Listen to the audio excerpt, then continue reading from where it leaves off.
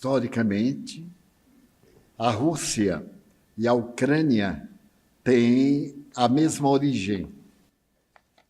As duas nações nasceram às margens do rio Ural e se separaram pela necessidade tribal.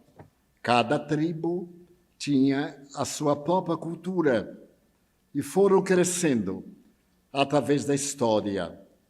À medida que foram conquistadas as estepes, as grandes regiões, apareceu a união daquelas tribos, como de Israel, numa grande república.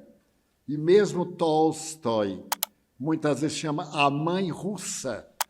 Havia um amor entranhado naquele povo gélido e estoico. É um povo muito corajoso, russo, de histórias de conquistas muito nobres. E é um dos poucos povos europeus que não foram atacados pelos vândalos, por Átila, por aqueles conquistadores que destruíram o Império Romano. Eles criaram uma cultura própria e chegou ao auge no tempo de Stalin, logo depois da Revolução de 1917, a Revolução Comunista ou Socialista. A partir dali foi criada a União Socialista das Repúblicas Soviéticas, sob o comando de um comitê que era situado no Kremlin. O Kremlin é um conjunto de fortalezas no coração de Moscou, onde tem uma das mais belas catedrais ortodoxas do mundo. Este poder ficou centralizado na mão de um homem que começou a difundir a tradição de Marx, de Engels e dos chamados teóricos do socialismo. Chegou a Segunda Guerra Mundial. A Rússia não havia padecido muito, porque na Primeira Guerra Mundial, a Rússia ganhou para os exércitos alemães graças ao inverno. O inverno atingiu temperaturas tão baixas que os combatentes congelavam. E então, agora, nesse período de Stalin, havia uma grande simpatia mundial. Até Getúlio Vargas disse que era muito simpático ao comunismo como ao nazismo, historicamente. Ele aderiu ao grupo do Ocidente, chamados os aliados, contra aqueles que eram representantes das grandes ditaduras, a Alemanha, a Itália e, mais tarde, o Japão. O Japão adentra na guerra em 1942, 3 anos depois. Então, aquela união artificialmente feita sobreviveu à decadência imposta por ocasião da queda do Muro de Berlim. Aquelas nações, 16, libertaram-se. Inclusive, essa pequena nação encravada no oeste da Rússia. Mas era uma das nações mais poderosas, porque nela a física quântica se desenvolveu muito e as armas nucleares alcançaram um alto nível de destruição.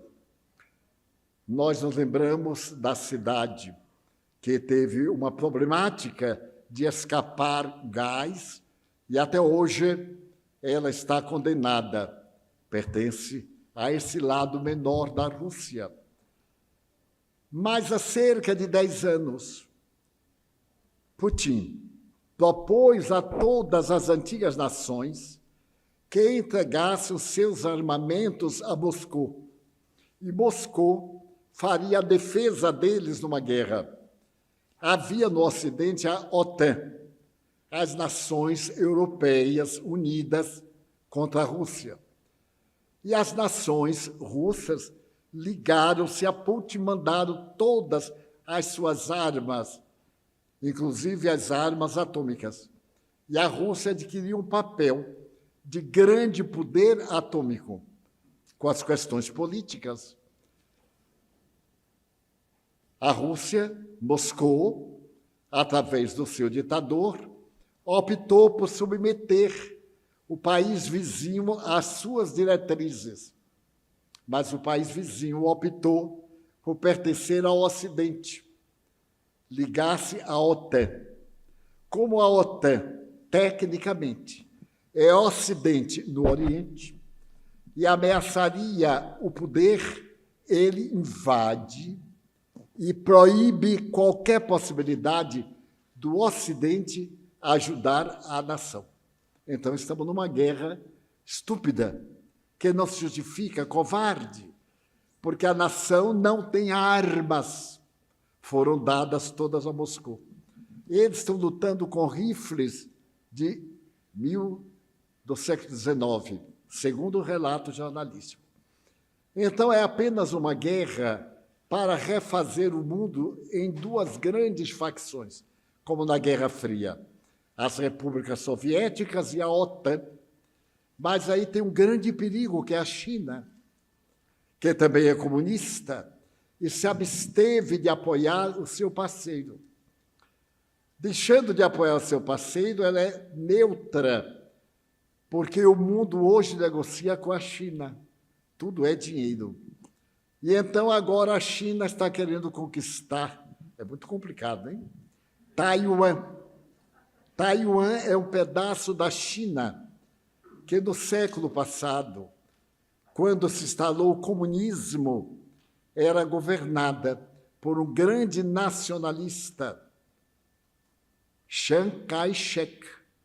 E então, quando eles dominaram o poder na cidade santa, no coração da capital, Chiang Kai-shek viajou para Taiwan e recebeu o apoio dos Estados Unidos.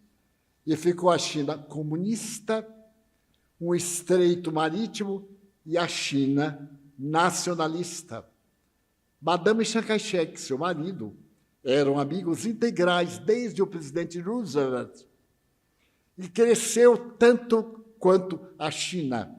E o grande ideal do presidente chinês é tomar esse território, como ele fez com Camboja, que tomou um território que era independente. A mesma coisa que a Rússia quer fazer com os seus, ele quer fazer. Então, agora ele não aderiu, porque se o Putin ganhar, ele tem a opinião pública, vai fazer a mesma coisa com Taiwan, que fez o que fizeram os Estados Unidos.